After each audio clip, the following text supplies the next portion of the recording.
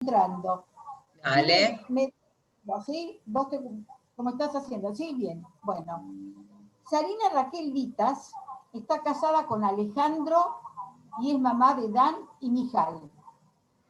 Recibida de relacionista pública en la UADE y rabina en el Seminario Rabínico Latinoamericano. Fue reconocida como primera mujer rabina en Latinoamérica al ingresar a la Asociación Israelita de Paraná en el 2005. Vos decís si hay algún error, ¿eh? Esto me lo pasaron. Dale.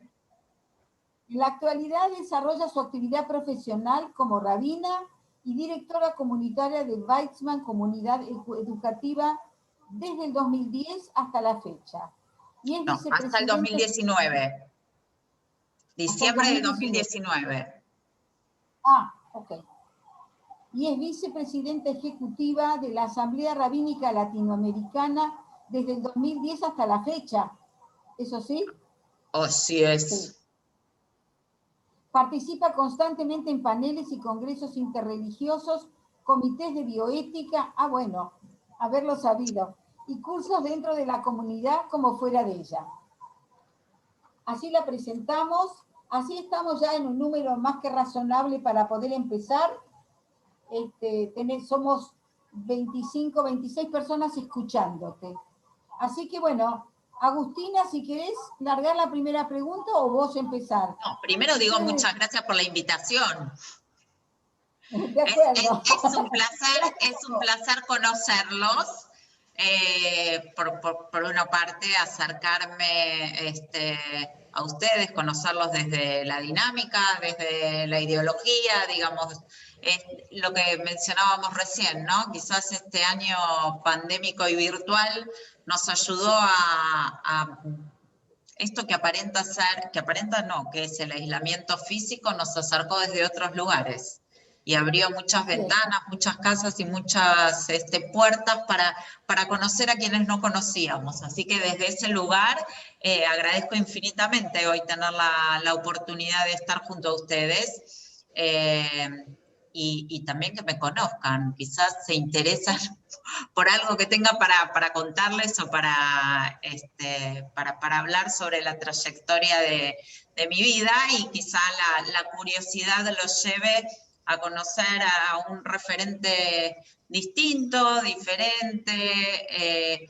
pluralista y bueno, y que también transmite los mismos valores que ustedes desde otro lugar a través de la cultura judía. Perfecto. Decime una cosa, ¿de dónde sos? ¿De Cava, no? Sí, soy de Cava. Vivís en Cava, perfecto. Solo por curiosidad. Bueno, adelante. Te escuchamos. Bueno, Agustina, ¿querés empezar vos? Me toca ser maestra de ceremonias. Dale. Agradecerte infinitamente que puedas participar como miembro del llamamiento y además como miembro de la comunidad Mazortí. Siempre es un placer escucharte y que estés hoy acá. Bueno, me gustaría comenzar con que nos cuentes qué es para vos ser rabina Mazortí en Argentina. Bueno, empezaste por una preguntita chiquita. Vamos arriba. Así como... Estás a la altura de las circunstancias.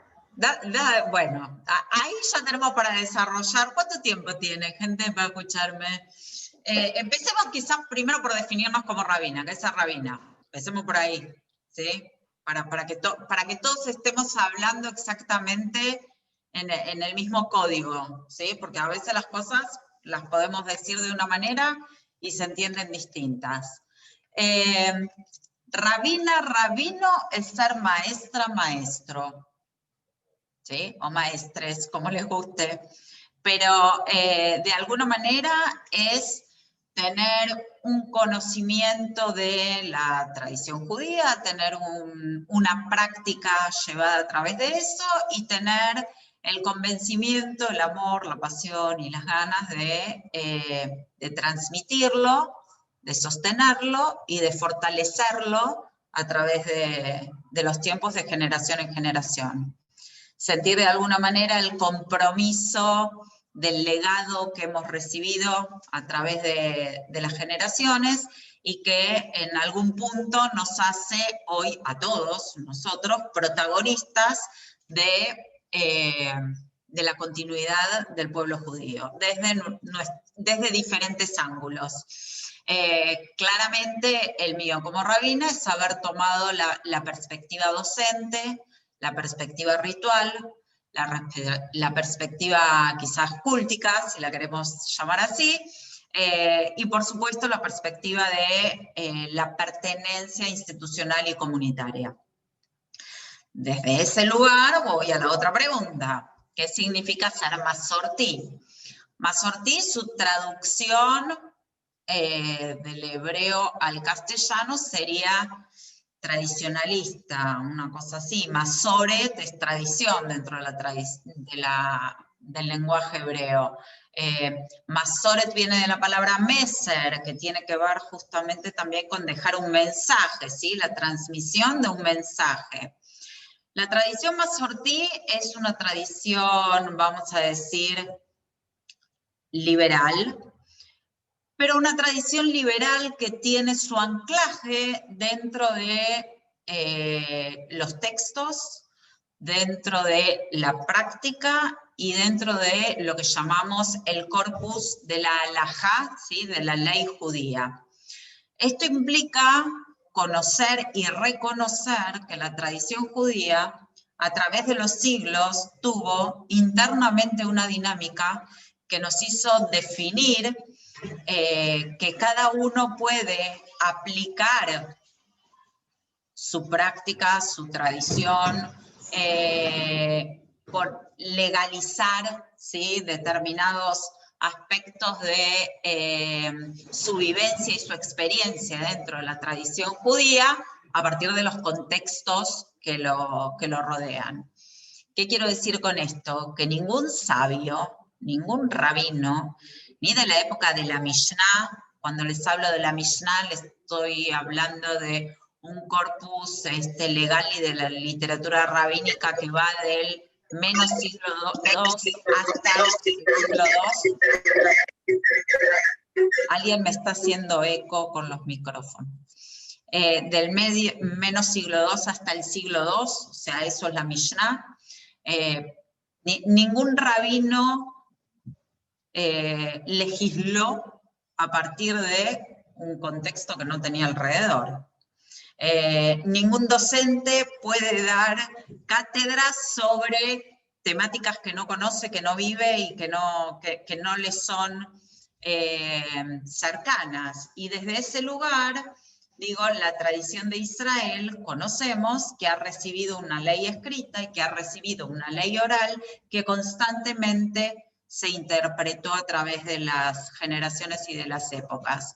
Desde ese lugar, la tradición masortí nosotros la definimos como esta tradición que tiene en una mano la ley, ¿sí? La halajá, la ley judía que nos atraviesa a todos, y por otra parte tiene el diario, tiene el periódico de hoy, tiene lo que nos está pasando hoy, tiene las preguntas que la sociedad se hace hoy y que busca dentro de esos textos sus propias respuestas. Entonces, decirnos masortí tiene que ver con emplear y desarrollar y transmitir una práctica que nos lleva a ser judíos del siglo XXI practicando una tradición milenaria. Y no sé cuál era la última parte de la pregunta. En Argentina, y porque me tocó nacer acá. Esa es la más fácil de todas. Me tocó nacer acá. Quizá para hacerles un poquitito de historia de por qué estoy acá.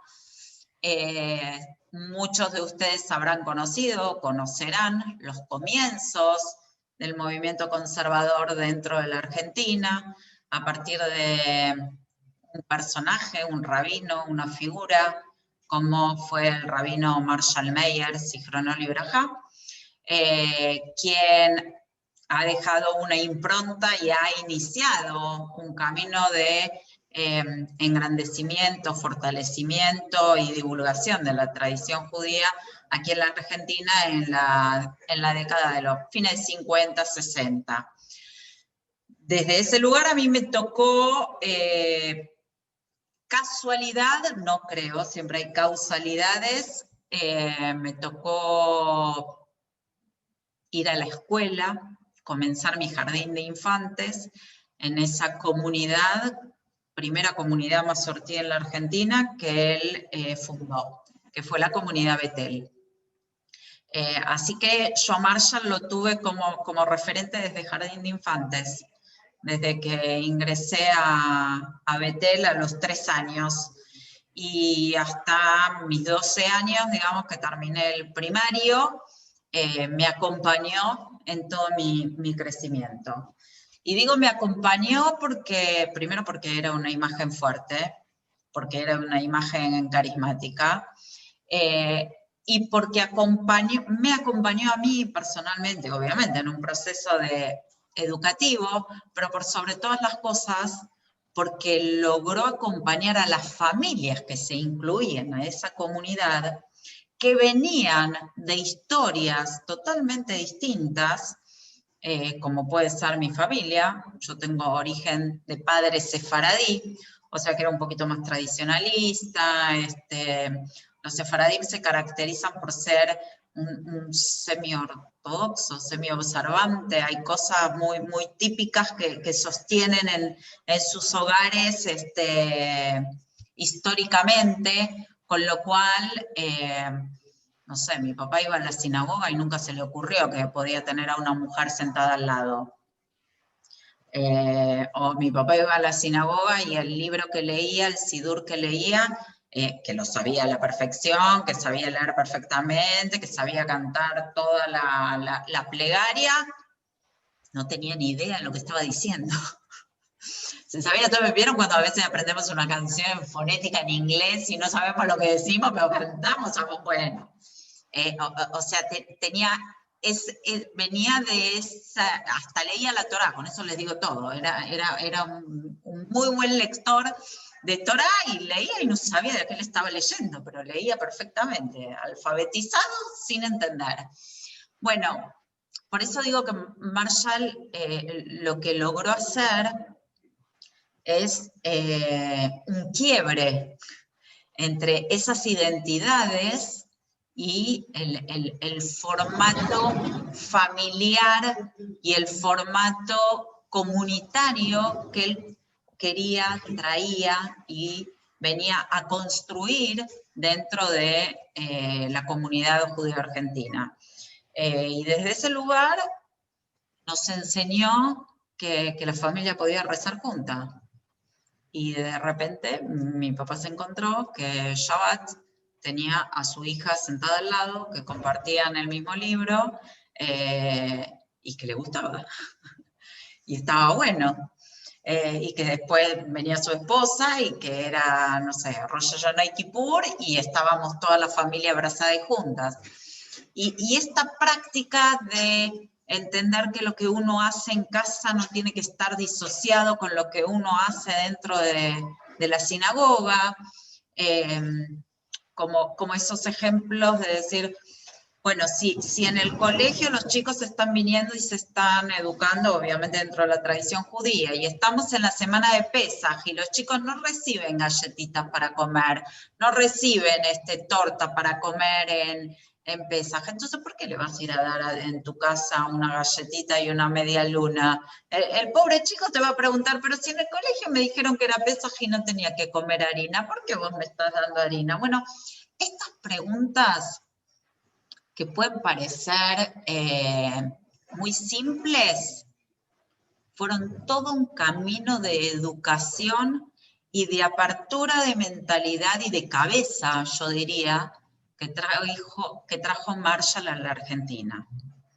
Esta es la apertura con la cual yo me crié, y esta es la pasión que absorbí a través de todos estos años, de sentirme comprometida para transmitir de la misma manera las prácticas, la vivencia, la experiencia y las palabras de la Torá y de la literatura rabínica, entendiendo que cada cada hoja que leemos, cada página que leemos, cada texto con el cual nos encontramos año tras año, tiene lentes diferentes para leerse en cada tiempo de nuestras vidas y en cada tiempo de las sociedades y de las comunidades. No es el mismo el texto que uno lee cuando tiene 10 años, cuando tiene 12 años, sobre Abraham y Sara, y no se va a encontrar con las mismas preguntas, los mismos cuestionamientos, o el mismo interlineado cuando tiene 40 o 50 años y lee exactamente el mismo texto. Y desde ahí que alguna vez en alguna charla, preguntando, porque era una chiquilla muy curiosa, Marshall me dijo, pero Sarina, vos tenés que ser la primera rabina, acá hay que empezar a tener mujeres que lideren también, porque la tradición judía, y esto es parte de lo que seguramente después van a preguntar, pero la tradición judía tuvo mujeres rabinas en su historia. Tuvo referentes, docentes, académicas importantísimas, más importantes que los mismísimos, a veces esposos o a veces profesores, que al igual que las sociedades en general, que al igual esto que yo marcaba, que los contextos en los cuales la comunidad se fue desarrollando en todas partes del mundo, muchas veces fue acallando el tema de género. En este caso hablo específicamente del tema femenino, pero hoy uno lo podría hablar en todos los aspectos, ¿no? Pero fue acallando el tema de género. Entonces díganme ustedes si conocen, si escucharon, acá tenemos a Damián que me puede ayudar, sobre una señora feudal. ¿Hay algún título? ¿Se hizo famosa alguna mujer por ser señora feudal? Nosotros tenemos en el inconsciente que son señores feudales. No registramos. Sí, seguramente habrá alguna y tendremos que buscar entre las páginas de la historia, pero rápidamente no lo registramos. En esa postura de acallar, ¿sí?, la voz femenina, quizás porque tenía tareas hogareñas, quizás porque no estaba involucrada en la política, quizás porque no estaba involucrada en los rituales. Podemos dar un montón de explicaciones, ¿no? Pero por lo que sea, es que quizás nosotros no descubrimos, no vemos y no hemos visualizado a través de la historia mujeres que tengan el lugar o que ocupen el rol por el cual hoy me están convocando. Sin embargo, las hubo. Y desde ahí es que uno hoy, retomando, mirando y buscando en esos textos, nos damos cuenta que la dinámica comienza a imponerse en que nuevamente le saquemos polvo a los libros, busquemos en las páginas y nos encontremos con determinadas premisas que para hoy, en el contexto que nosotros vivimos, que con el empoderamiento femenino, pero no lo digo desde el feminismo, lo digo desde el lugar que las mujeres ocupamos hoy en espacios sociales, en espacios políticos, en espacios laborales, en todos esos ámbitos. La tradición judía en algún momento dijo, la mujer está exenta de cumplir determinados preceptos. No lo obliguemos, la podemos eximir de ellos. Ahora, si estoy exenta, no lo tengo prohibido. En el momento que me hago tiempo, en el momento que quiero, en el momento que lo necesito incluso espiritualmente, como vocación o como decisión de vida, manifestarlo, voy, golpeo la puerta y digo, hey, en un momento me eximieron, hoy quiero venir a pagar mis impuestos. ¿Quién te va a decir que no? Bueno, algunos te cierran la puerta, pero en líneas generales se supondría que no. Soy eximida, no lo tengo prohibido. Y aquí es donde lo quiero practicar.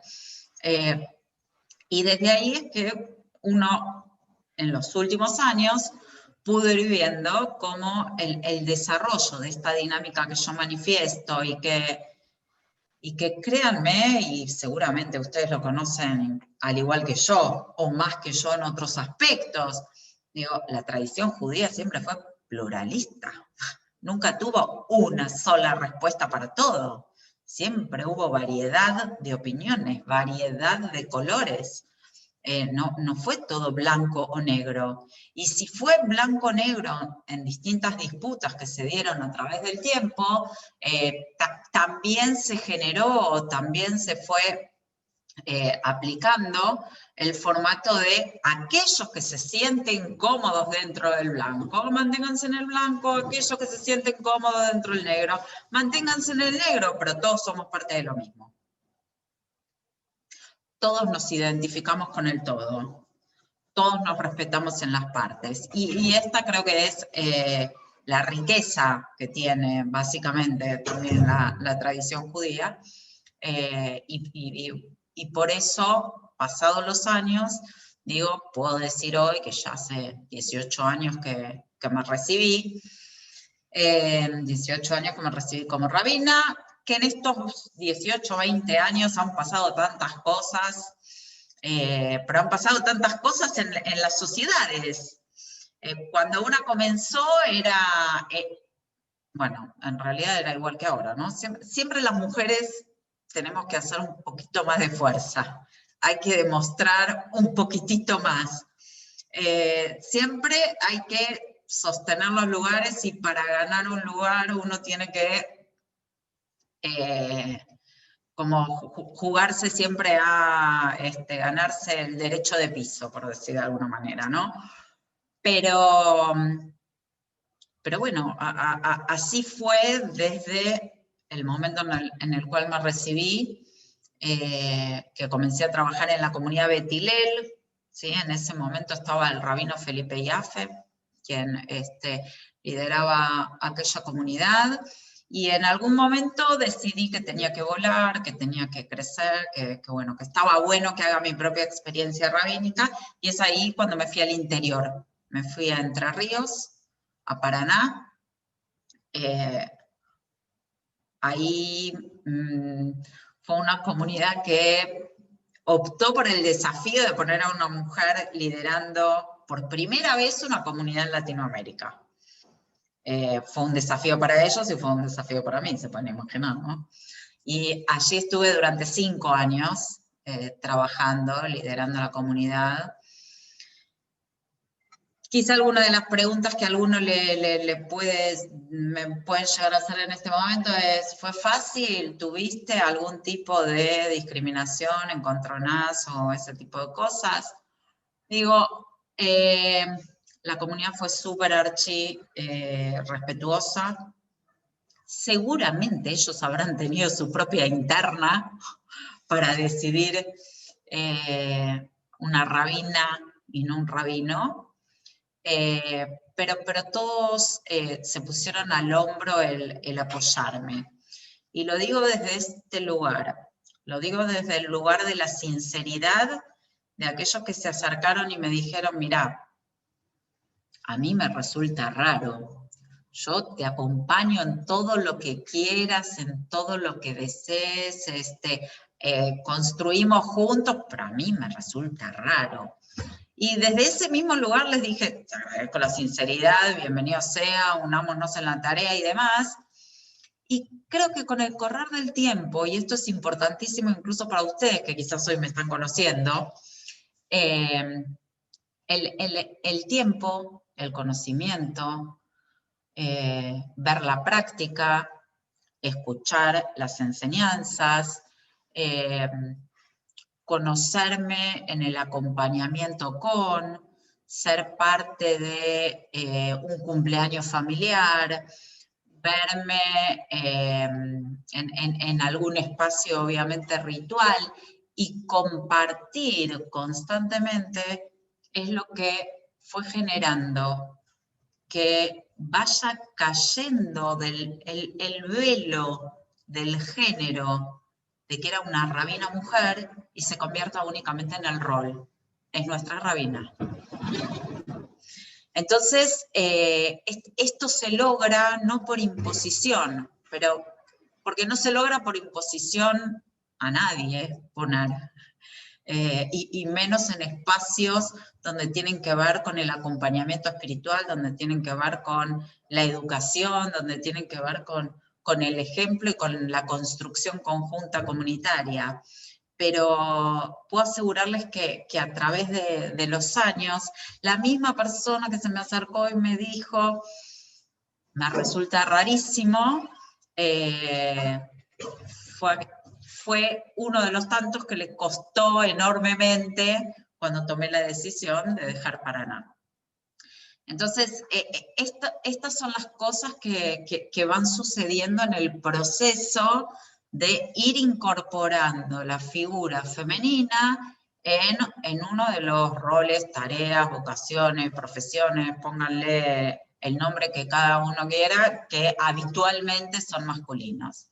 Y ahí la tenemos a Mirta, lo mismo pasó en Beitzman, digo.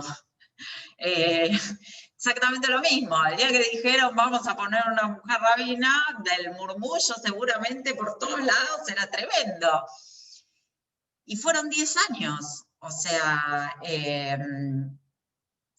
algo se sostuvo, hubo algún trabajo, hubo alguna tarea, hubo algún mensaje, hubo algún espacio de feedback entre la institución y por supuesto mi persona, mi entrega y la entrega de la institución que generó 10 años de compromiso y de trabajo. Y así se gesta y así se construye la comunidad, y creo que así se construyen los espacios conjuntos que vamos buscando y que, bueno, cada uno va encontrando para liderar, ¿no? Y que mi lugar tiene que ver con, bueno, el lugar de la práctica del culto, de la educación y del acompañamiento espiritual. Descanso y te dejo otra pregunta, Agustina. Agustina, ahí estoy. Tenía algunas preguntas que ya me contestaste, ¿no? Te iba a preguntar por Marshall, te iba a preguntar por Entre Ríos, pero bueno, vos fuiste muy aplicada y resolviste mi trabajo de una manera muy soez, así que quiero preguntarte, quiero que nos cuentes sobre cuál es tu mirada sobre las mujeres, tanto en las historias bíblicas como en la tradición rabínica, ¿no? Y sobre todo poniendo énfasis en cómo eso repercute en la actualidad. ¿Cuál es el legado que estas mujeres en la tradición nos legaron justamente a nosotras, las mujeres judías argentinas en la actualidad? Bueno, yo veo acá, somos muchas mujeres, hay poquitos hombres, pero hay que tener cuidado con lo que digo. Lo digo porque vengo de otra charla donde dije, esto queda entre mujeres. Pero no, a ver, quiero enfatizar 2 o 3 miradas que para mí son claves. Y que recién las acabo de decir, ¿no? Si hay algo que la tradición, si hay algo que tiene la Torá, básicamente es su mensaje actual, eterno y constante. Si hay algo que tienen nuestros propios textos, es poder mirarlos dando vuelta las perspectivas constantemente de aquello que nos interpela hoy a nosotros. ¿Y por qué lo digo? Porque ahora voy a hablar de las mujeres, pero lo digo enfáticamente llevado a esto. Así como algunos pueden interpretar que la tradición judía por excelencia es machista porque discrimina a las mujeres, porque las deja fuera, porque esto que yo decía, ¿no? Determinados preceptos, determinados lugares no se los deja desarrollar o lo tienen prohibido, o como lo querramos ver, le doy una vuelta de tuerca y digo, nunca pensamos que quizás esa legislación llegó en algún momento para decir, vamos a proteger a esas mujeres que hoy tienen otro rol, que tienen que cumplir otro espacio, que tienen que ocuparse de otra cosa, que no tienen la preparación pública, que no tienen el roce social, porque obviamente estaban más guardadas, digo. Entonces, la misma ley viene a defenderlas y a protegerlas hasta que llegan tiempos como los de hoy y decimos, bueno, ahora sí quiero usar mi ley. No, te agradezco que me defendiste durante tantos siglos, ahora puedo defenderme, puedo salir. Entonces, desde ahí digo, busquen, tomemos ejemplos de cualquiera de las mujeres que encontramos, por ejemplo, en la Torá. No hubo una sola que sea calladita, calladitas sí, porque éramos calladitas. ¿Vieron? Las mujeres somos calladitas, pero logramos lo que queremos como podemos. Entonces, si bien a ninguna la vamos a escuchar levantando la voz, todas eligieron quién iba a ser el hijo que iba a heredar y a transmitir el legado educativo del pueblo de Israel. No lo eligieron los hombres, lo eligieron las mujeres. Ninguno de esos hijos fue, como dice el texto, el primogénito no. Fue el que tenía las habilidades, el que tenía la capacidad. Entonces hay un decir, hay un sentir que tenemos las mujeres que está relacionado con una capacidad distinta, lo digo, géneros distintos, roles distintos, funciones distintas, cada uno puede ocuparse de alguna otra cosa. Las mujeres tenemos un sexo sentido, tenemos una sensibilidad especial o particular que nos hace tener una intuición que lleva muchas veces a bueno, quizás a los caminos que nos llevó a través de la historia y a través del tiempo nuestra propia tradición. Entonces, desde ese lugar, cada vez que estudio, cada vez que uno recuerda a determinados personajes que a veces incluso son hasta acallados dentro de los textos, se encuentra con la fortaleza y con el pilar justamente de el sostenimiento y el primer eslabón de la continuidad para el fortalecimiento de nuestra tradición. No sé, ejemplos.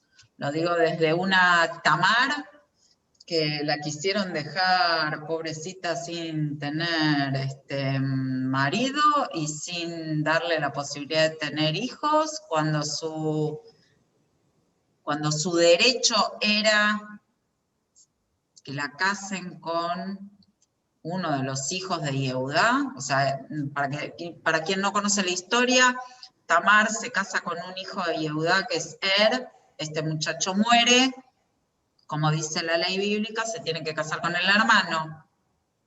Entonces se casa con el hermano, Tamar se casa con Onán, Onán muere, entonces se tiene que casar con el tercer hermano. Ahora el padre ya no quería darle el tercer hermano porque decía, yo no me voy a dar otro hijo y esta mujer parece la viuda negra, me está matando, desaparecen toda la negra. Entonces le dijo, bueno, espera porque el nene es chiquito, ya va a llegar el momento. Cuando crezca, le digo que se case contigo. Y la dejó, pobre Tamar, en su casa, vestida de negro, de viuda todavía, hasta que nunca la fue a buscar. Bueno, esta mujer utilizó sus artilugios para decir, yo merezco tener mi heredad, yo tengo que darle continuidad a mi pueblo, y se las ingenió para... ¿Saben cómo termina la historia, no? Se terminó acostando con el suegro para tener un hijo de esa familia. Buscó el artilugio. Obviamente su suegro nunca se había enterado que estuvo con su nuera, y cuando ve que su nuera está embarazada y que se supone que su nuera tenía que esperar a su tercer hijo, la manda a llamar para decirle, a esta mujer hay que lapidarla y cometió adulterio. Y la muchacha muy bien plantada dijo, yo lo siento en el alma, pero ustedes si quieren, castíguenme, pero yo estoy embarazada del dueño de esta viroma y del dueño de este mate. Y no dijo más nada. Obviamente el dueño de esta viroma y de este mate era el suegrito, con lo cual el muchacho tuvo que le había pagado sus servicios, tuvo que cerrar la boca y decir, esta muchacha tiene razón, ella fue mucho más justa que yo. Por lo tanto, dejó que su embarazo corriera. De ahí de Tamar vamos a llegar al rey David, al igual que de Ruth llegamos al rey David. Digo, también en esto, ¿no? Este tipo de mujeres que rompen bien con las reglas, rompen, digo, buscando sus derechos, rompen en épocas en las cuales no las escuchaban a decir, nosotras estamos presentes, tenemos igualdad de derechos como cualquiera de ustedes, y no nos pueden dejar ni sometidas ni humilladas. Esas mujeres son las que hoy comienzan a hacer eco, y son de alguna manera ejemplo de todo aquello que muchas de nosotras seguimos transmitiendo el día de hoy. No, ninguna se le ocurra hacer lo que hizo Tamar, ¿no? Hay otras cosas, otros formatos, pero digo, el pelear por nuestros derechos, el buscarlos, el saber que tienen arraigo dentro de la ley judía, eso sí, y eso lo defendemos todo el tiempo, para no ser más. Bueno, hablando de defensa de derechos y un poco rescatando una pregunta que hace Dina en el chat. Sí, porque yo veo que escriben, pero no puedo leer. Me gustaría que nos cuentes un poco más sobre Marshall Mayer, ¿no? Y cómo crees vos, yo creo que él fue artífice del judaísmo actual que vivimos hoy, de que haya mujeres rabinas, de que haya comunidad. Entonces, ¿cuál es tu mirada o cómo crees que influyó Marshall Mayer en la vida judía del año 2020? Y en que haya rabinas, sobre todo. No, a ver, que no estaríamos hablando de esto si no hubiese habido un Marshall Mayer en la década del 60 en la Argentina, 100%, lo firmo. Creo que fue una persona que rompió el paradigma de un formato comunitario y de hasta un formato ritual que existía en aquella época. Fue un apasionado de generar, no en los adultos, la transmisión del judaísmo, sino en los jóvenes, de inculcarle a los jóvenes la pasión por la tradición judía. Y desde ese lugar generar grandes grupos y grandes movimientos juveniles que bueno, quiero decirles que son prácticamente todos mis colegas que tendrán 10, 15 años más que yo, pero son todos aquellos que se formaron en el Seminario Rabínico Latinoamericano y que fueron sus primeros discípulos, los que vieron en él, digamos, un ejemplo a emular y a seguir, digamos, ¿no? A imitar. Y Marshall, con ese mismo discurso que trajo en la década de los 60 acá, de a poquito fue gestando, por eso digo, los cambios de paradigma. Esto de la familia junta en una tefilá, hasta el hecho de en algún momento decir, bueno, una mujer puede subir a la Torá.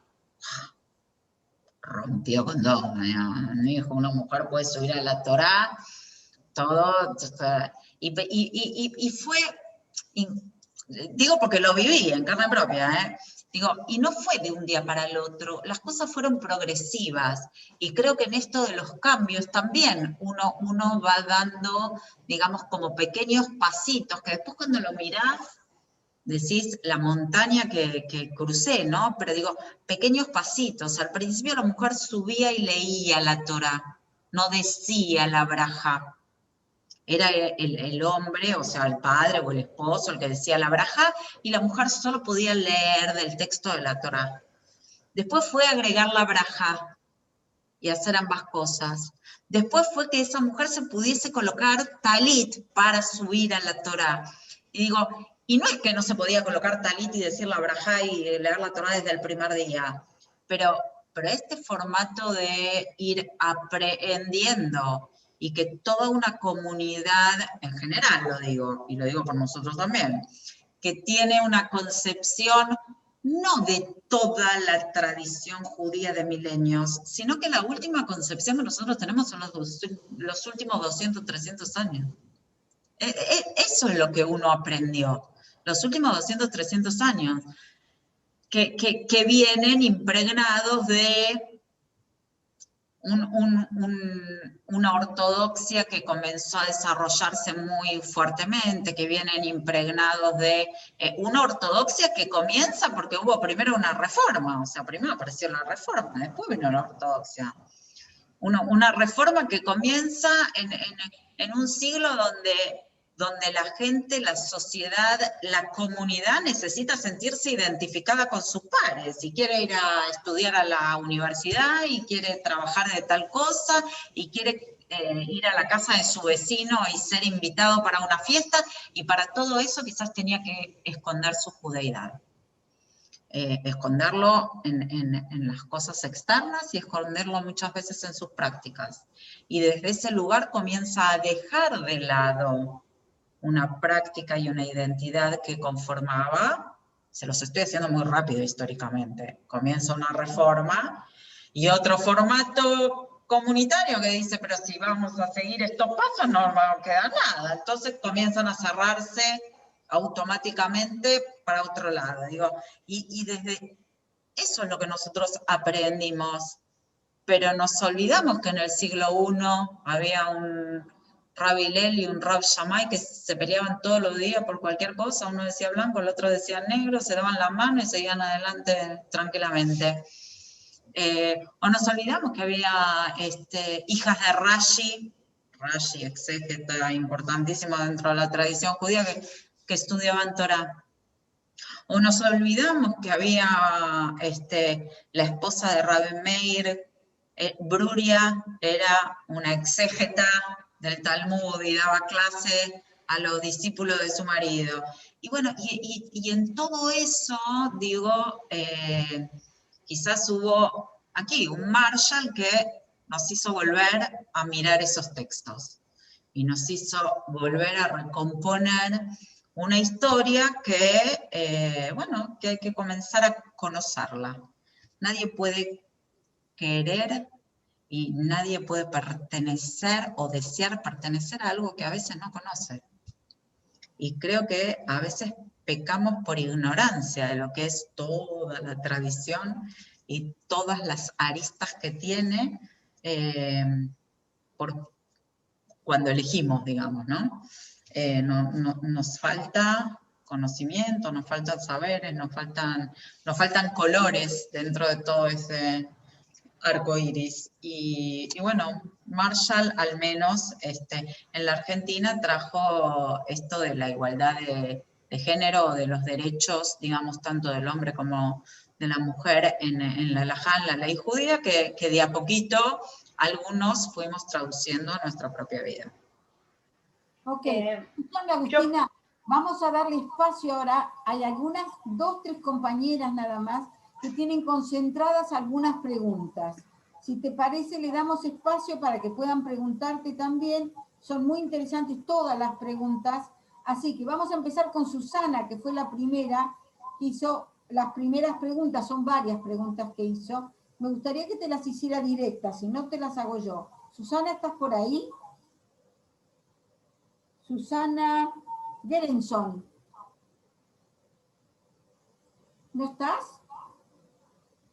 Bueno, parece que no le contestamos y se fue. No se fue nadie. Hola. Hola.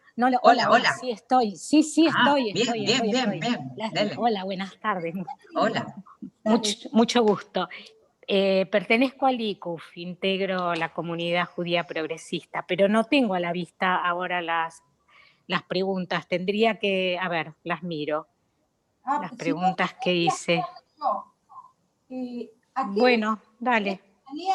¿A qué responde esta manera de ser y pensar del rol de las mujeres dentro del judaísmo? Fue la primera. ¿A qué se debe la apertura e inclusión? ¿Vos creés que está relacionado a la problemática de género? O sea, el rol de la mujer en general en esta sociedad hoy. Esas son las preguntas. ¿Estoy bien, Susana? A ver. Bueno, sí. No Sentido sé. de las preguntas. ¿A qué crees que responde esta manera de ver y de pensar el rol de la mujer dentro del judaísmo? Porque lo veo así, el rol de la mujer dentro del Un poco judaísmo. ya lo dijiste. Por eso, rol super archi... No, pero no me refiero... Sí. No me refería a vos, a la tradición judía y a la religión judía, como la mujer en un lugar, vos dijiste más de protección de la mujer, yo lo pensé más como de sometimiento. Yo creo, a ver, no puedo ponerme en el lugar de una mujer ortodoxa o como fuese, digamos, no quiero poner títulos. No me puedo ver en un lugar de sometimiento, digo, creo que en esto no solo tiene que ver cómo nos visualizamos, sino que tiene que ver también características y personalidades de cada uno. No todos pueden ser ortodoxos, no todos pueden ser liberales.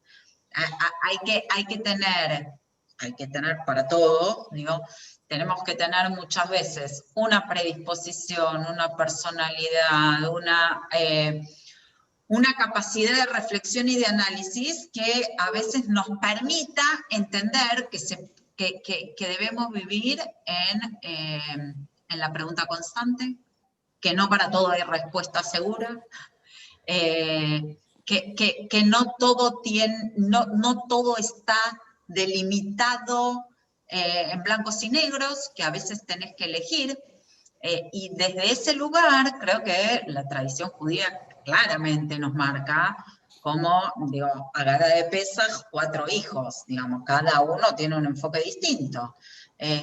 Sukkot, Arbat Aminim, cada especie tiene algo distinto, entonces desde ese lugar creo que la tradición viene a marcar que hay diferencias, que tenemos distintas miradas, que podemos convivir con distintas realidades, opciones, pero que cada uno se tiene que jugar por la propia. No lo veo, o sea, sí entiendo la pregunta sobre sometimiento. Yo no creo que todas las mujeres ortodoxas se sientan sometidas, es una elección de vida. Digo, como la de los hombres, ¿no? Digo, es una elección de vida, si se sienten felices, si se sienten plenas, si se sienten, ¿cómo se dice? En coordenada, no me sale ahora la palabra, pero digo, en armonía. Claro, si se sienten en armonía con su espiritualidad, con su práctica, con su contexto, ¿por qué no ser ortodoxa? Digo, bueno, no, cuando comienza a haber esa molestia, esa disonancia entre lo que hago, lo que siento o lo que soy, y bueno, ahí es cuando empiezan los ruiditos. Y creo que si una mujer ortodoxa se siente plena en ese sentido, bienvenido sea. Sos feliz con el camino que has elegido. Yo no me podría ver sentadita, de hecho nunca me vi, sentadita atrás de una cortina porque no me dejan llevar adelante una tefilá o espacios, digamos, que todas conocemos del mundo, a veces ortodoxo, de alguna sinagoga, donde en vez de tener un libro las mujeres están todas hablando, digo, venimos al templo, venimos a rezar, Entonces, bueno, estas cosas, digamos, no son para mí.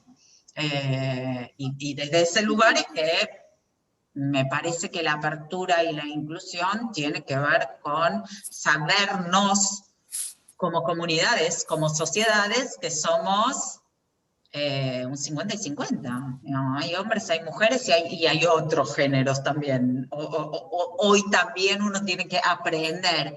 Y que les quiero decir que no lo decimos solo nosotros hoy en el siglo XXI.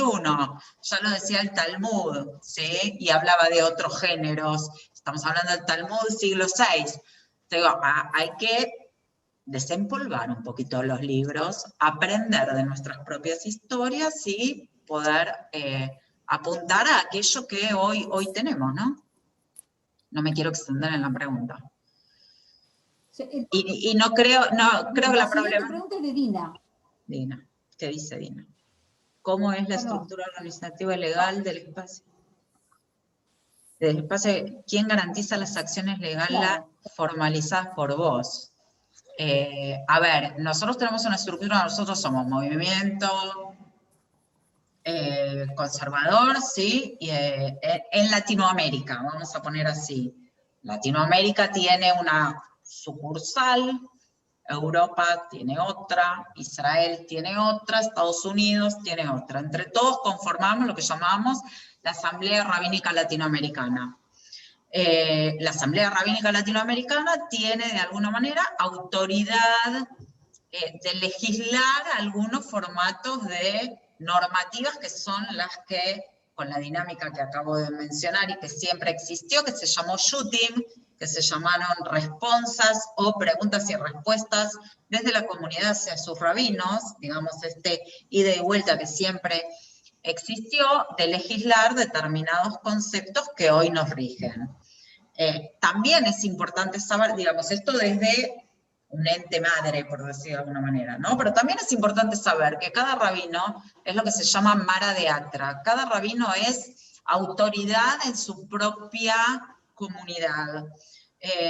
Acá no hay un papa que decide sobre todos los sacerdotes, curas, sino que hay una horizontalidad en el mundo rabínico.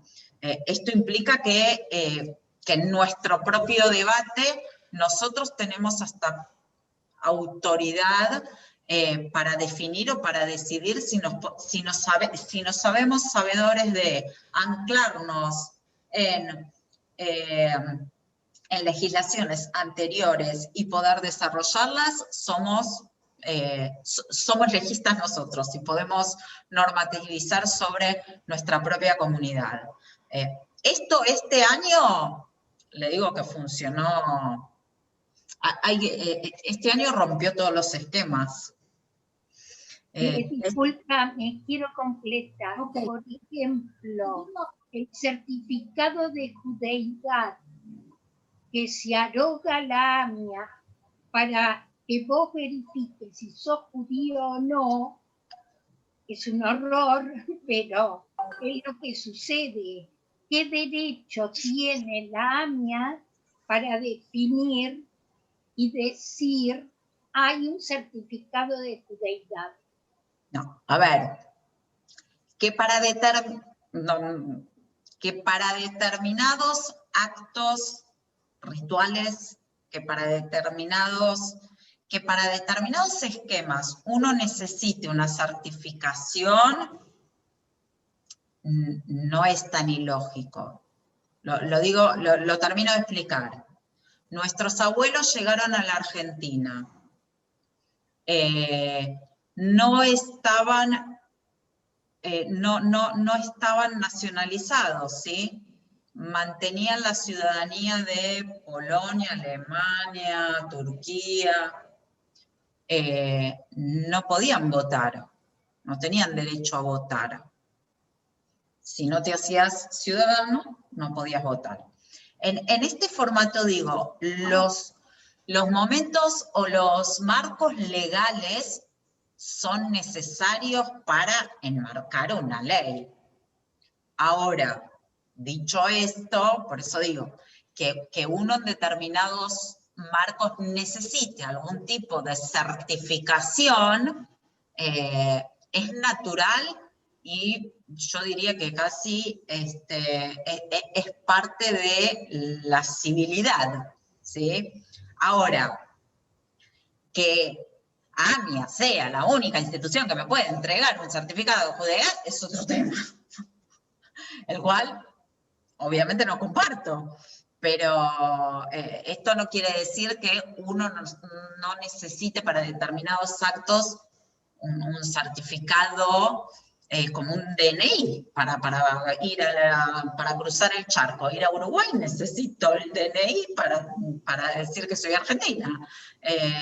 Bueno, para determinados actos uno necesita eso, pero con eso no quiero decir que el certificado de judeidad, los únicos que lo pueden otorgar sean la AMIA. La AMIA es una institución más dentro de la Argentina, no es la única. Y de hecho, quiero agregar de que todas las comunidades, digamos, todos los rabinos tienen la potestad, los rabinos y los seminaristas, de emitir sus propios certificados. Totalmente. Incluso en muchos casos sin pruebas fehacientes, sin una ketubá, digamos, con la simple asistencia al servicio. Si tiene el logo de la comunidad, si tiene los registros de algún evento institucional, y si en algunos casos tiene el logo de la Asamblea Rabínica Latinoamericana, eso es totalmente válido para los espacios a los cuales uno quiere pertenecer. Obviamente, si voy y se lo llevo al rabino Daniel Oppenheimer de Molde, me va a decir que no. Bueno, pero ese espacio no es el que yo elijo para pertenecer. O sea, ¿se entiende? Uno tiene que golpear la puerta, o uno tiene que decidirse pertenecer al lugar donde quiere estar. No puedo decir que soy rusa, sino... Yo diría, quiero ir a un cementerio. No, perdón, Sarina. Esperen, vamos de uno. Me parece... Esperen, por favor. Nosotros sabemos que las experiencias sobre lo que es ser judío o no es distinta para cada una. Ustedes viven una experiencia, yo he vivido otra, y lo del certificado es una cosa muy opinable, muy discutible, y según las experiencias de cada uno, me parece que no debemos... Estamos hablando con una rabina, y me parece que tenemos que entender que habla desde ahí, desde su experiencia. Desde ahí digo, sigamos avanzando con los compañeros que tienen otras preguntas, porque las experiencias individuales son distintas a los que vos describís en otros ámbitos. No, me queda claro, y lo podemos dejar para que mi contacto lo tiene Agustina, para que me pregunten individualmente, sin tener que abrirlo a todos, si es que puedo ayudar, acompañar o responder hasta donde puedo. Ok, me parece mejor. Sí, me parece mejor porque no es un tema debatible, porque cada experiencia es distinta según a la pertenencia de cada uno, y seguramente hemos vivido distintas experiencias al respecto. Quiero leer otra pregunta, y si alguien quiere, por supuesto, gracias, Sarina, de ponerte al servicio de quien quiera saber a través tuyo estas experiencias. Gabriel Bobrow dice, ¿qué experiencia nos podés comentar acerca de los cambios que implicaron tu presencia entre las mujeres de la comunidad en la que trabajaste, y también qué cambios se dieron entre los varones gracias a una nueva mirada? Además, ¿qué interpretación alternativa a la tradicional pudiste introducir en el seno de la liturgia, donde algunos párrafos suenan como antifemeninos? ¿Por qué no me hiciste mujer? Gracias, Señor, porque no me hiciste mujer. No, sí, a ver, contesto de a poco. Esa es la pregunta. Ok, pregunta amplia, que tiene varias cosas. Primero, ¿dónde está Gabriel? ¿Está Gabriel? Pues no lo veo. No sé, pero así está. Está escuchando. Bueno, no, está bien, lo digo. Digo, Gabriel, quiero comentarte algo. Si ahí está, muy bien. Hola. Ahí está bien. No, porque si hay algo que no dije, ay, me están haciendo eco los micrófonos, pero no importa. Si hay algo que claramente no dije, es que muchas veces las primeras en excluir, discriminar y no aceptar a una mujer como rabina son las mujeres. Sí. Y ahí también quizá algo me puede ayudar, o lo verán en algún espacio con Damián. Pero bueno, las mujeres con las mujeres a veces tenemos algún... Así como les hablé que uno tiene que tener una personalidad especial para ser ortodoxo, digo, las mujeres con las mujeres... Entonces, si hay algo donde a veces uno siente más la resistencia, es con las mujeres. Será cuestión de mujeres. Pero que también, al igual que con los hombres, cuando...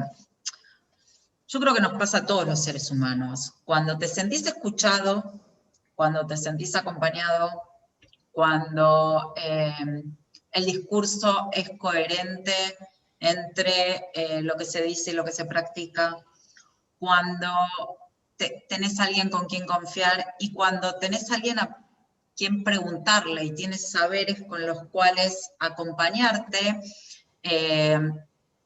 repito, si es hombre o mujer, se va diluyendo en el camino. El tema es encontrar a alguien que te dé la mano y que te acompañe en esa búsqueda espiritual. El tema es encontrar a alguien en el cual te puedas apoyar cuando te sientas en soledad, en una búsqueda tan necesaria como es sentirnos que somos más que tenemos o que poseemos, digamos, ¿no? En todo lo que ello implica. Entonces, cambios que pude... No sé si hay cambios estructurales, por decir de alguna manera, pero creo que los cambios tienen que ver con los formatos que van adquiriendo las dinámicas, ¿no? Las mujeres incluso desde ese lugar tenemos una cuestión empática y de trabajo que no se nos caen los anillos, qué sé yo, tengo que ir estoy en un evento, tengo que acumular silla, pongo silla, tengo que hacer cosas, pongo... Digamos, a veces los hombres entran y se paran en su lugar y dan su charla. Y las mujeres tuvimos que hacer todo, desde preparar el café, poner la tortita, te comprar la florcita, y estuviste en todo. Entonces, no lo digo ni poniendo ni sacando, lo marco como diferencias de actitudes. Entonces, a veces las improntas institucionales van teniendo estos sellos, digamos, ¿no? Y con respecto a lo antifemenino, bueno, que vos hablas de la tefilá, de la liturgia, hay muchas cosas que se fueron cambiando dentro de los sidurim, que no me hiciste mujer, hoy por hoy se dice el Shelo Asani Ya, se dice Yasani Kirtzono, que nos hiciste a todos según tu voluntad, digamos, los mismos textos se fueron modificando, incluso, te digo, mirá que poco feminista que puedo llegar a ser a veces, que eso que vos marcás como antifemenino, que no me hiciste mujer, yo digo, el hombre en ese momento lo que quería era cumplir con los preceptos. La mujer no estaba obligada. Qué bueno que puedo cumplir con los preceptos, digamos. No lo hice en contra de la mujer, lo hice a favor del hombre. Entonces, desde ese lugar me corro, digamos. Trato no hacerme tanto mambo en sentirme discriminada o poco escuchada, no, creo que hay otra manera de leer los textos. Sí, yo quisiera aclararte, hay otra pregunta más ahora que la hace Damián, que ahora la vamos a escuchar, la voy a leer, pero en principio te quiero explicar que esto es un colectivo. Vos estás dando una posición individual, nosotros creemos desde esta comisión de una organización laica que todo lo que vos decís son derechos de la mujer, porque nada de lo que vos decís está dentro del contexto de lo que llamamos desde el punto de vista de género interseccionalidad. O sea, si yo nací en una familia donde la mujer se levanta a lavar los platos y además cocina, y además esto, el tiempo que se llama tiempo de cuidado, en general, hace que uno tenga menos tiempo. Nosotros rescatamos desde esta comisión, en general, y en muchísimos grupos femeninos, no feministas solamente, esta sororidad que nos une. No solamente el rechazo que quizá viviste a nivel individual, sino rescatamos la sororidad como una manera de unirnos, al revés. No, justamente lo que dije es que no lo vivo como una discriminación, no lo vivo como un rechazo. Digo que históricamente... Sí, te entendí. Lo que quiero decir es que nosotros tenemos, por supuesto, porque hay ya y demás, lo que quiero explicar es que es una posición a la que te invitamos respetuosamente a escucharte, pero que sepas que muchas tenemos otra posición, naturalmente. Cada uno tiene, es lo que dije desde el principio, todos tenemos diversidad y pluralidad de posturas. Exacto. Y en esto nos unimos, o sea, la diversidad nos une también, y también la cultura. Entonces, desde ese ángulo, me parece que vale la pena señalar que no tenemos por qué coincidir, la estamos escuchando. Para mí es el primer contacto con una rabina, para otras también, y para otros también. Bueno, nomás quería aclararte que como hay preguntas que me hacen así en privado y demás, no es que tenemos que estar de acuerdo, la estamos escuchando, más que nada. Y preguntamos, por ejemplo, acá Damián pregunta si podrías profundizar el tema de los otros sexos en el Talmud. Lo hago rápido. A ver, sobre los otros sexos, no, sobre los otros géneros en tal caso. Habla del género femenino, habla del género femenino, habla del género masculino, habla del género andrógino, por decir de alguna manera, de aquel que no se define, ¿sí? Habla del ser humano que no tiene determinadas sus cuestiones de género físicas, ¿sí? Y habla de la persona que está identificada como mujer cuando nace, pero sin embargo no tiene ese formato en su sexualidad. Y por otra parte, habla claramente de los eunucos, que también son un género muy desarrollado dentro de la Biblia. Así que hay varios de ellos que se van desarrollando. Bien, no sé te lo sinteticé. Sí, Hanna, me interesaría... ¿Qué tiempo fue en Entre Ríos tu tiempo? Ese tiempo de rabinal que tuviste en Entre Ríos, tu primera experiencia, ¿en qué años fueron? Del 2005 al 2010. Ah, qué bueno, qué bueno. Agustina. ¿Querías preguntar? No, quería... Bueno, ¿sabes qué? En relación a esta pregunta que te hace Hanna, te iba a hacer otra pregunta, pero voy a irme por otro lado. Rabina en Paraná, sociedad entrerriana, judía, muy importante en nuestro país, digamos, donde llegaron los gauchos judíos. Paraná, que además es una ciudad donde tienen una comunidad muy interesante, y te atraviesa todo tu periodo como rabina, el conflicto del campo, la 125, y un momentos en Entre Ríos donde se vivió mucho, algo muy álgido. ¿Cómo fue esa experiencia? Álgida. No, digo, fue, a ver, para una pichona como era yo, de alguna manera, y esto que les digo, era también un desafío personal, llegar a un lugar, de repente encontrarte que en la plaza, porque Paraná termina siendo capital de provincia, pero es una ciudad chiquita, es un pueblo grande, por decir de alguna manera, ¿no? No sé, todos los tractores, como imagínense todos los tractores en Plaza de Mayo y todo el lugar cercado, digamos. No es que lo veías por la tele, salgo a casa, camino 2 cuadras y tengo a todos los tractores y no me puedo mover. Digamos, esto desde lo personal, ¿no? Desde lo familiar. Era todo ese bullicio que existía en la urbe, en la casa de gobierno, que estaba obviamente a 2 cuadras de mi casa.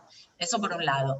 Y por otra parte, fue también el inicio de una gran movida interreligiosa en Paraná, en todo Entre Ríos en realidad, para calmar un poco las aguas de las ansias y de los enojos que había en la sociedad, ¿no? Entonces fue mucha mesa, sentarnos de diálogo interreligioso, fueron muchas plegarias que se convocaron en la plaza central para plegarias o convocatorias, ¿no? Para rezar por el bien común y por la unidad del pueblo. Fueron varios encuentros. Fue de repente, atendés el teléfono en tu casa y te llama De Angelis para decirte, vamos a llevar adelante un evento en el túnel subfluvial y necesitamos su presencia, Rabina. Y yo mirar otra vez el teléfono y decir, este hombre que me está llamando es el que aparece en la tele. O sea, te pasaban estas cosas de repente estar en protagonista de una situación complicada para el país, pero por otra parte, digamos también trascendental en todo lo que hace a la sociedad paranaense. Bueno, así que nos hicimos todos famosos, por decir de alguna manera, los líderes religiosos, porque pudimos de alguna manera contener cada uno desde su lugar a sus propias comunidades, pero también haciendo un trabajo integral muy, muy importante. Muy importante. Sí, sin adentrarnos en temas políticos. Sí, claro.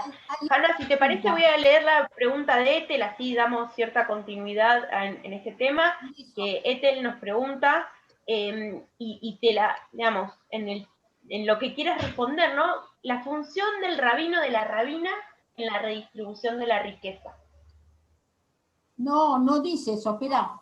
En su función, vamos a leerlo justo. Dice, en su función como rabina, te pregunta a vos, respecto a la retribución económica, ¿le es suficiente o necesita realizar otra tarea o trabajar en otra cosa?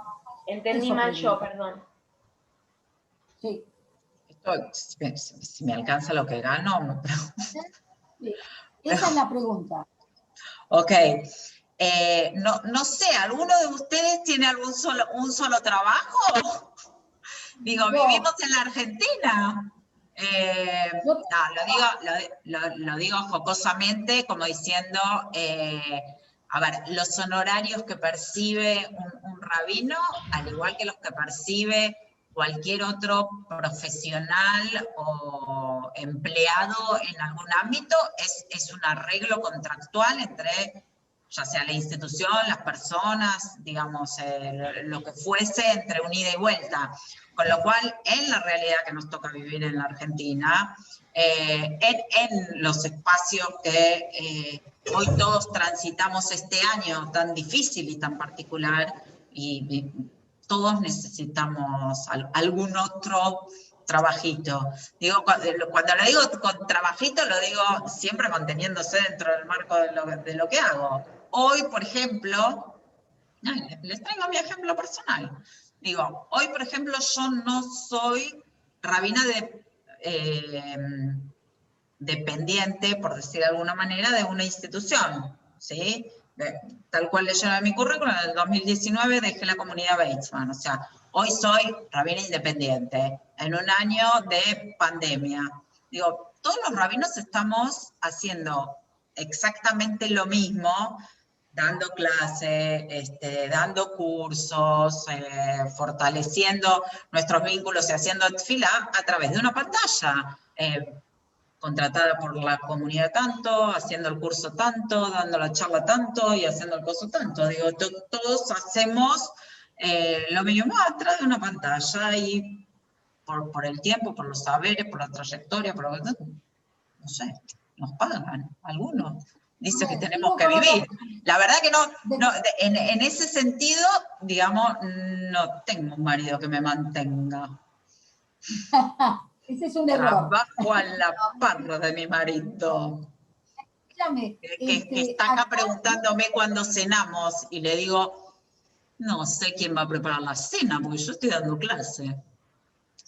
Claro. Se dan cuenta cómo funciona la dinámica en una casa de una rabina, ¿no? Muy diferente a las otras casas. No, pero te aclaro que muchas que trabajamos en relación de dependencia tenemos paritarias, no son acuerdos entre partes nada más.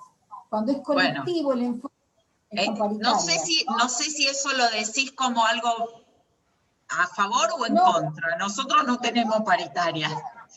No, ni a favor ni en contra. Digo que hay otras maneras de relacionarse con los saberes, ¿no? Con los salarios, que no es estrictamente un acuerdo privado de a uno. No, queda claro, hay sindicatos, hay de todo. Digo, el mundo rabínico en este espacio no lo tiene. Si fuese específicamente docente, sí, pero no.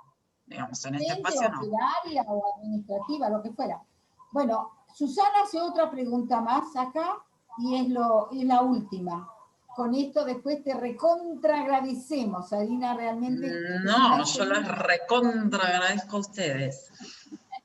No, de verdad. Espera que hay una compañía que quiere entrar ahora. Decirle que se perdió todo, ya está. No importa, pero después lo grabamos igual y lo pasamos por YouTube, te aviso. Además, esto está grabado todo y lo pasamos por YouTube. Desde mañana más o menos lo suben. Menos mal que te cuidaste con lo que dijiste. Menos mal que me cuidé con lo que dije. Sí, ahora la otra pregunta es, espera, a ver, ¿dónde está? Acá. En este momento hay otra mujer que está enfrentando la cultura patriarcal, como en parte las mujeres, en general, con Lucy de Cornelis durante la 125. ¿Estos temas se piensan dentro del judaísmo, que es enriquecedor poder escuchar todo esto? ¿Existe la sororidad dentro de la comunidad judía entre las mujeres observantes?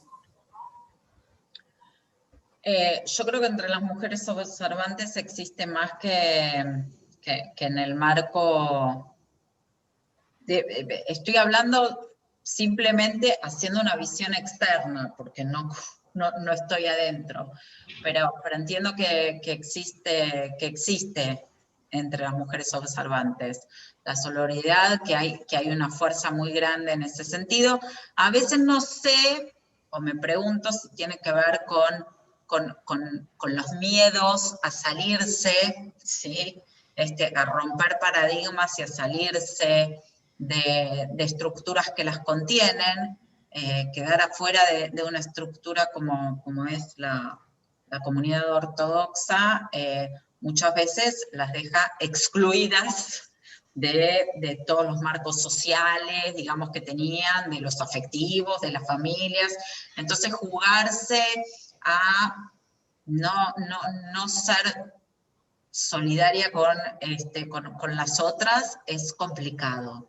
Entonces creo que ahí hay un juego importante de amorosidad, de convencimiento, y dejaría la duda en un porcentaje de hasta dónde de miedo, ¿no? Digamos, de dificultad a saberme y a bancarme estar y quedar sola afuera.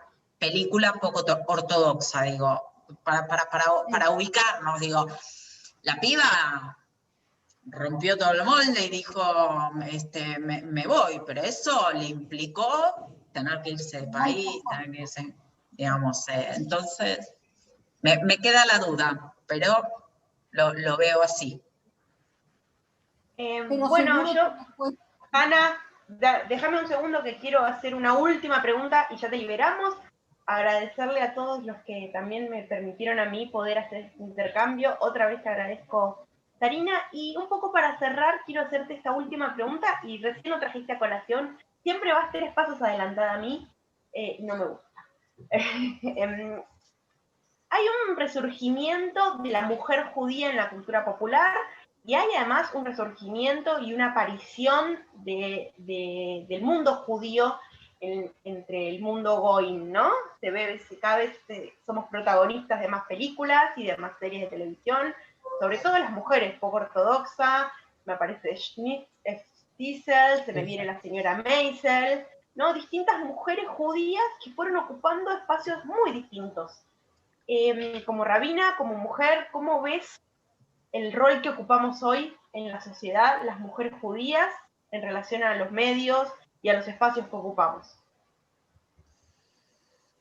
Creo que lo respondiste vos, pero me parece que quizás siguiendo un poco a lo que veníamos hablando, ¿no? Digo, la mujer que se identifica con lo judío,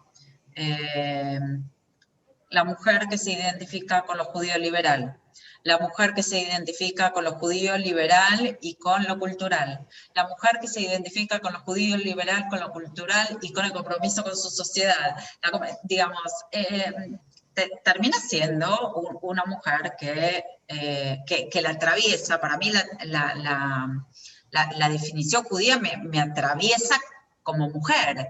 Entonces, desde ese lugar yo me presento como mujer, y creo que en ese sentido, todas las mujeres que nos vemos atravesadas por lo que pasa socialmente, por el compromiso de responsabilidad con el otro, por la lucha con los derechos, por la búsqueda de la justicia, por todo lo que tienen todos los valores que hacen a nuestra tradición, y bueno, salimos y tenemos voz.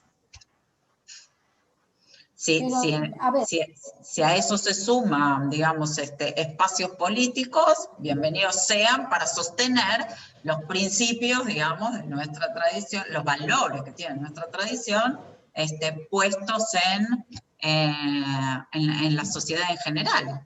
Digamos, no sé si te respondí, pero... Coincido con Sarina que somos una parte de esta sociedad, así de diversa como es la sociedad, así de diversa somos nosotros. Nosotros acá somos un grupo politizado en general, que pertenecemos a una organización o que venimos de visita para escucharte. Hay distintas personas aquí que vienen a escucharte realmente, y entonces en ese sentido yo te agradezco enormemente, no coincidiendo mucho con Agustina. Creo que las mujeres hemos evolucionado en Argentina en particular, en la lucha por los derechos, siendo como judía y como argentina las dos cosas, defendiendo los derechos y desde colectivos que nos pertenecen como mujeres, defendiendo y avanzando en lo que se pueda. No creo que sea una característica de la mujer judía el avanzar en nuestros derechos, ni siquiera somos apenas una parte de esta sociedad minoritaria y defendemos nuestra identidad. Eso sí, una cosa no quita la otra. Pero sí, muchísimas gracias. Acá hay pedidos incluso para volver a invitarte. Este año ya no tenemos la oportunidad. Queremos volver a escucharte quizás más profundo el año que viene, si te parece bien y tenés ganas de intercambiar posiciones dentro de esta diversidad de una organización laica. Lo tengo que marcar, obviamente. Me queda clarísimo. Claro, es todo un avance en la inclusión y en la apertura de escuchar una rabina en la Comisión de Perspectiva de Género de una organización laica. Sin duda también esto es un avance para nosotros en el sentido de abrirnos más todavía y conocer más diversidad. Creo que eso es lo más importante para nosotros, escucharte, saber cómo pensás, y desde ahí cada uno tendrá su opinión, su posición, lo que sea, va. Igual que vos, igual que... Es simplemente, esto es una apertura, creo que el conocer al otro también nos hace respetar a los otros en sus posiciones ideológicas y sabernos cada uno. Nadie intenta convencer a nadie, sino cada uno construir conjuntamente la sociedad y los tiempos que nos tocan vivir, cada uno desde su lugar, haciendo el aporte que le corresponde, que puede y que está en sus manos. Así que desde ese lugar yo les agradezco infinitamente la paciencia, porque 1 hora y media escuchándome hay que tener aguante. Así que les agradezco infinitamente la paciencia.